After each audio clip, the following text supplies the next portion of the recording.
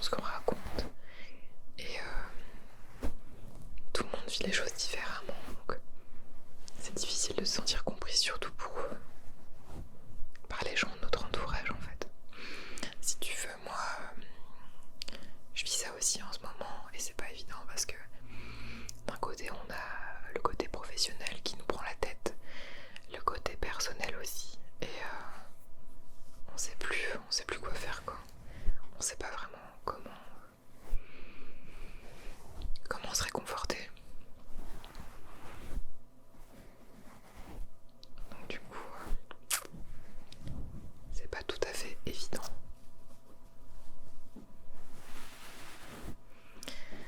Mais un conseil que tu as déjà dû avoir, je pense, mais que je peux te donner aussi, c'est de vraiment essayer de relativiser et de te dire que voilà, maintenant c'est toi et toi seul en fait qui décide ce que tu veux faire de ta vie. Toi seul qui décide ce que tu as envie de faire. Je comprends aussi que tu sois dépendante de la vie des gens. Ça c'est mon plus gros problème aussi. En fait, j'ai tendance, depuis que je suis jeune, à me référer beaucoup à la vie de mon entourage. Et dès que quelque chose ne va pas, attends, je vais faire la même chose mais avec mes mains si ça te va. Moi je me réfère beaucoup à mon entourage en fait. Et dès que quelque chose ne va pas, dès que un membre de ma famille, comme ma mère par exemple, surtout ma mère, me donne des conseils, je peux pas m'empêcher de les prendre au pied de la lettre.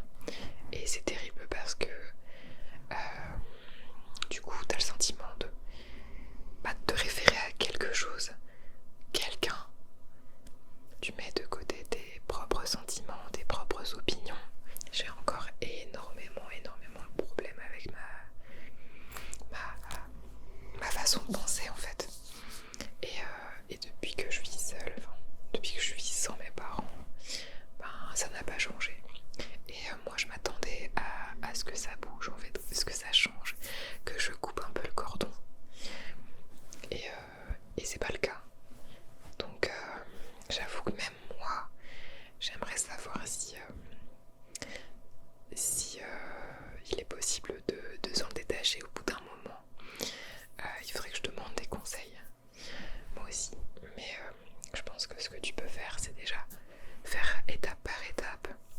Et on peut faire ça ensemble, du coup. Essayer de bien structurer, je pense, nos idées, se dire est-ce que c'est bien ou pas? Est-ce que mes choix vont être bien ou pas? Et à la limite, ce qu'on peut faire, c'est des pour et des contre en fait. Lister les pour. Qu'est-ce qui est légitime dans ce que je veux faire et qu'est-ce qui n'est pas légitime ou qu'est-ce qui est bien et pas bien. Et dans ce cas-là, voir si c'est vraiment une décision, ta décision, qui est bonne à prendre. Dans tous les cas, si tu sens au fond de toi que ta décision doit être bonne et que c'est celle-là que tu dois mettre en place, alors je pense que tu n'as pas besoin d'hésiter. Si tu sens au fond de ton cœur que c'est celle-là, il faut foncer. Encore une fois, quand t'es quelqu'un qui est comme moi assez dépendante de la vie des gens, c'est difficile franchement de faire abstraction. Mais je pense que déjà cette étape-là, ça peut être pas mal. Un truc dont je vais boire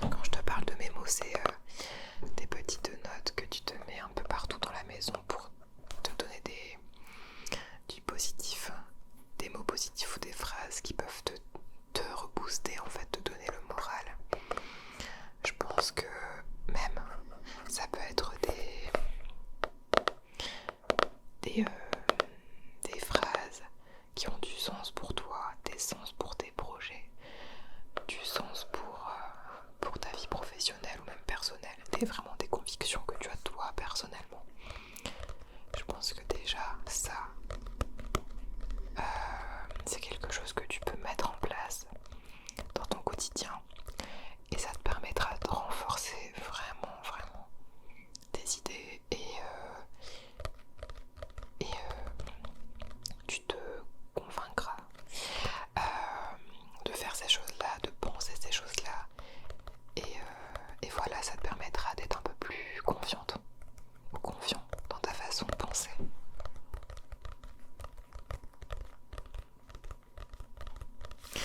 Et je voulais te présenter ça parce que bon, je sais pas si ça a vraiment un lien ce petit agenda, mais pour moi ça m'aide beaucoup. En fait, moi je me sers d'un petit carnet comme ça, déjà pour noter les choses que je veux faire dans ma journée, mais aussi pour m'affirmer, pour mettre des petites affirmations positives. En plus, je le trouve trop beau, donc ça c'est une motivation en plus pour écrire dedans. Pour l'ouvrir.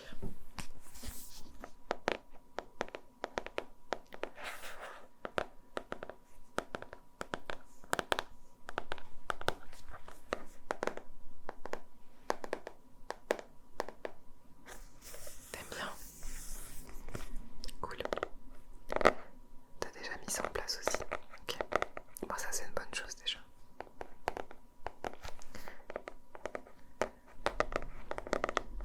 Moi j'ai commencé à faire ça dans cet agenda-là, mettre des petites notes, des choses comme ça. Mais je pense que il faudrait vraiment que je puisse. Ça c'est un truc que j'ai trop envie de faire. De mettre plein de petites affiches avec des affirmations positives, des choses qui me plaisent, un peu comme un mood board quoi. C'est un truc que j'aimerais bien faire aussi, donc n'hésite pas franchement à faire ça. J'espère en tout cas que ce que je te dis ça pourra t'aider. J'espère que je suis pas trop brouillon dans mes propos. Bon ça va alors.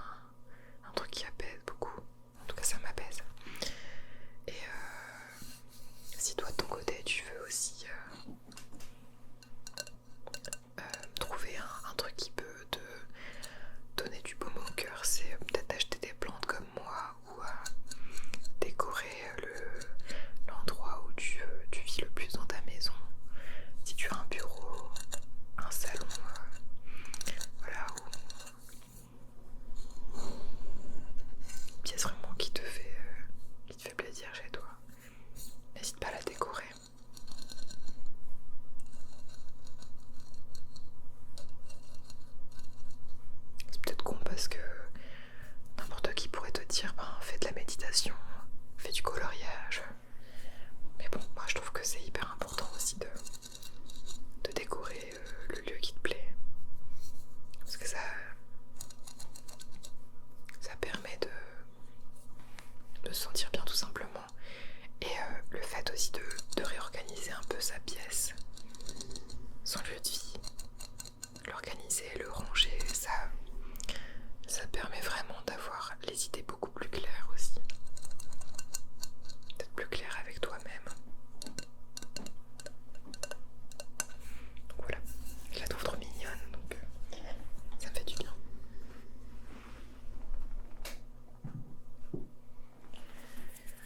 Voilà, un truc que je voulais faire avec toi, c'était tirer des cartes d'oracle.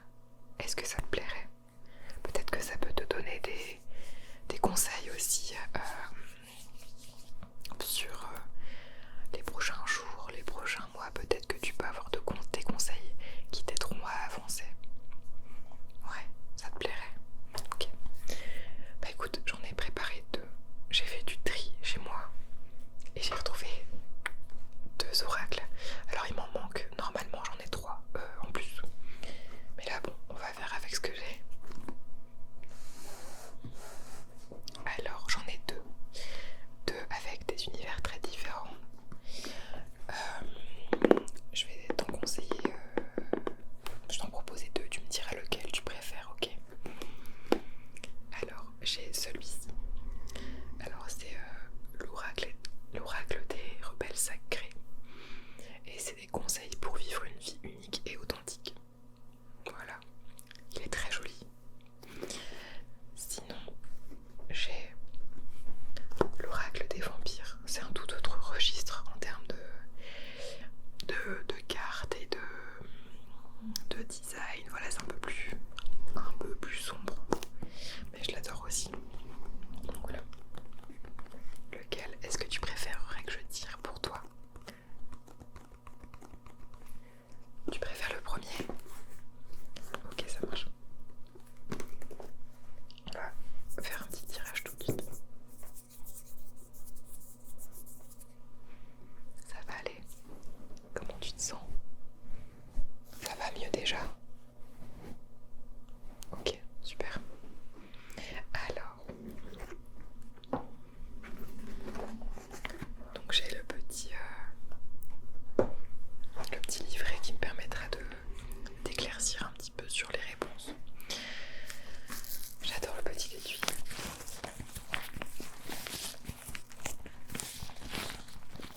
Ouais, c'est relaxant.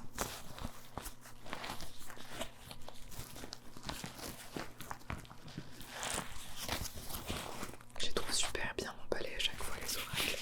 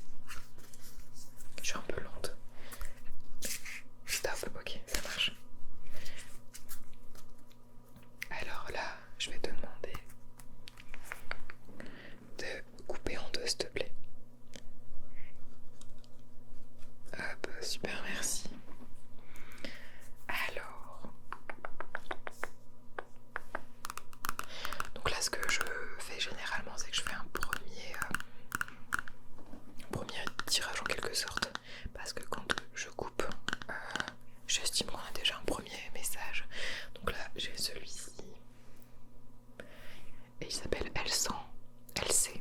Donc je vais aller regarder vite fait dans le livret ce que ça veut dire. Page 22, non c'est pas page 22, c'est carte 22.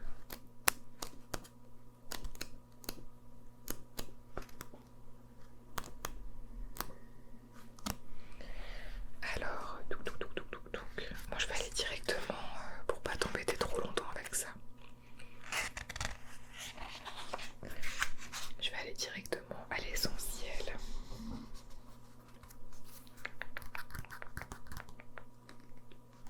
Alors, cette carte, elle délivre un message particulier. Ta situation actuelle tend vers un événement plus important, en accord avec ton chemin de vie et ton but. Tu es en train de construire tes fondations. Elles vont te permettre de te recentrer et de te renforcer, tandis que ton chemin de vie se déploie et devient plus brillant et plus lumineux. Continue dans la même veine, reste patient et de plus, continue à espérer et avoir confiance en la lumière que tu sens devant toi. Car c'est la lumière qui est en toi, mais qui est simplement révélée. Tout ce qui se passe maintenant se passe en ce sens. Voilà. J'espère que c'est clair. Alors ce que je vais faire, j'ai une idée. Donc comme les cartes sont déjà triées, moi je vais te les mettre en éventail et je vais te proposer de tirer la carte directement. C'est plus simple. Alors on fait ce qu'on peut, il y en a beaucoup. Ok. On va faire comme ça, écoute. Laquelle t'intéresse le plus? Voilà. Choisis celle que tu as envie de tirer. Ouais, ok, ça marche. Alors, t'as tiré cette carte-là.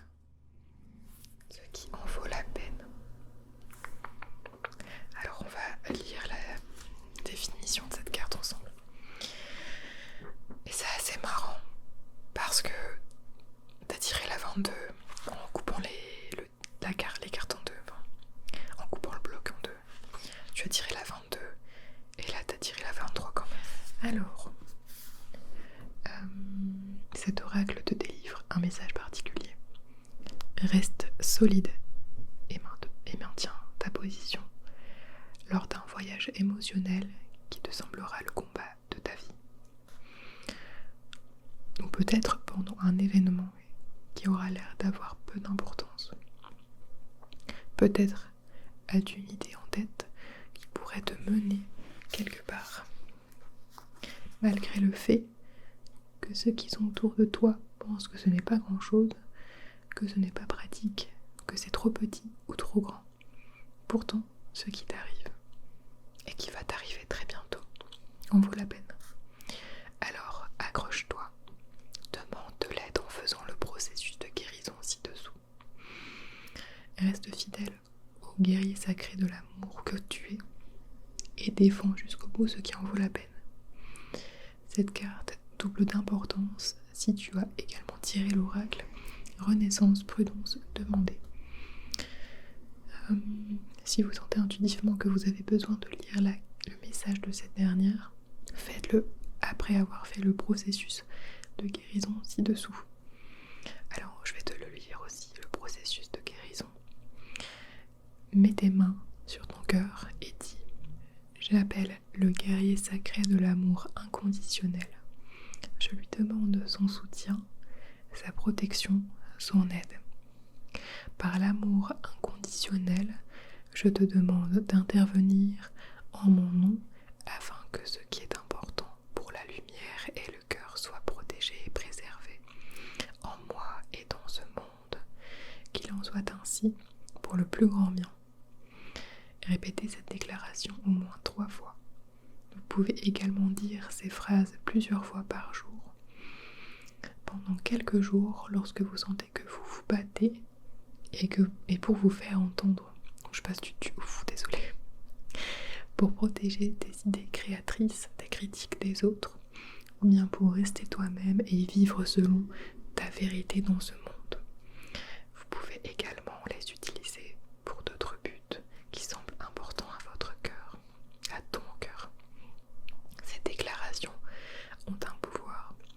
j'utilise ce pouvoir à volonté et avec joie. Voilà. C'est pas beau ça, franchement. C'est assez marrant parce que tu as littéralement tiré les cartes qui résument un petit peu ce qu'on a dit plus tôt. Mais vraiment. Et ça me choque. Parce que généralement les oracles fonctionnent plutôt bien pour ça.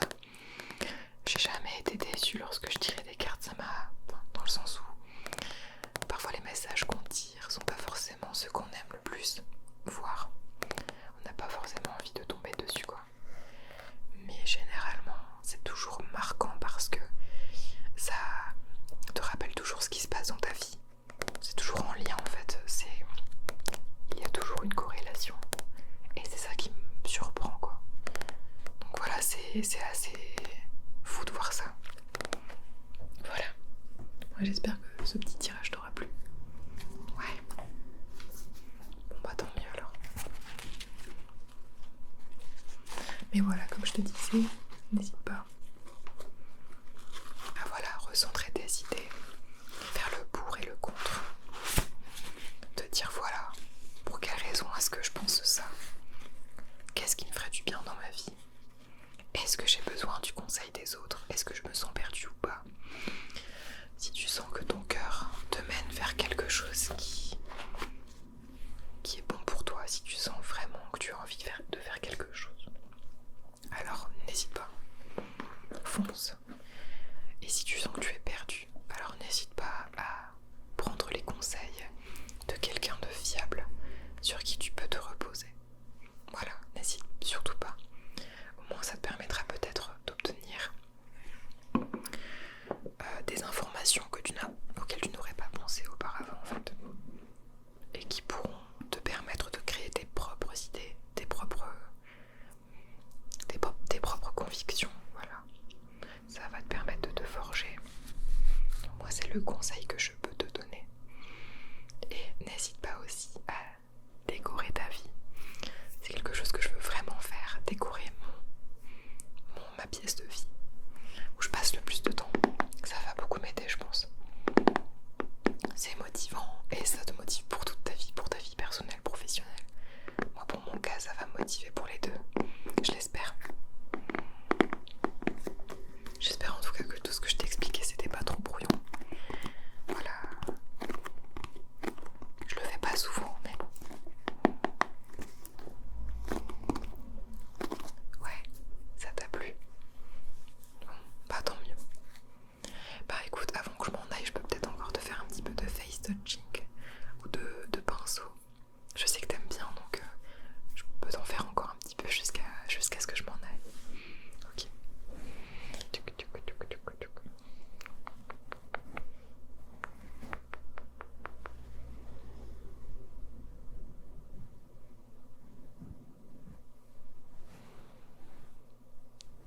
Et n'hésite pas à m'appeler quand tu auras besoin de moi. Je reviendrai